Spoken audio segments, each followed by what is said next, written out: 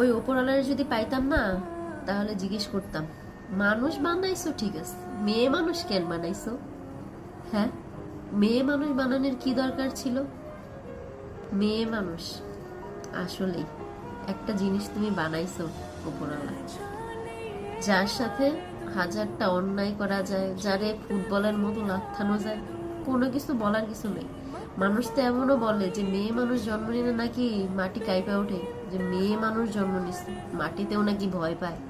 হায় রে, পরিচয় আছে তো, কারোর মেয়ে, কারোর বউ, ওই ছেলে মেয়ের মা, এর থেকে বড় পরিচয় আর কি চাও? এতটুকুই তো যথেষ্ট। তারপরেও যদি কেউ পরিচয় বানাইতে যায়, তাহলে সমাজের মানুষ কি বলে জানেন? ওই মেয়ে মানুষের সাথে মিশো না, ওই মেয়ে মানুষ ভালো না, রাত বিরতে বেরোয়, চাকরি করে। মেয়ে মানুষকে চাকরি করা মানায়? নিজের পরিচয় করব? মেয়ে মানুষের পরিচয় তো একটাই, হে হইলো কারো বউ, কারো মা। এর থেকে বড় পরিচয় মেয়ে মানুষের রইতে পারে?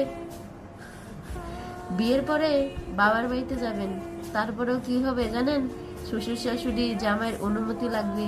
যদি তারা অনুমতি দেয় তাহলে যাইতে পারবেন, না হলে যাইতে পারবেন না। তারপরে ধরেন কান্না করবেন, পারবেন, কান্না করবেন, তাতে কোনো সমস্যা নাই। বালিশে মুখ গুজে কান্না করবেন, সংসারের সমস্ত কাজ করবেন, কান্না করতে পারেন, সমস্যা নেই। কিন্তু এই যে মুখটা আছে না, মুখে সব সময় মধুর মধুর কথা বলবেন, আর একটা সুন্দর হাসি রাখবেন, চোখের জল যেন কেউ দেখতে না পারে। নিরিবিলি যে কান্না করবেন সেই সুযোগটাও নাই। এতটাই মেয়ে মানুষে ভালোবাসে ভগবান যে নিরিবিলি কান্না করার মতো সুযোগটাও সে দেয় নাই।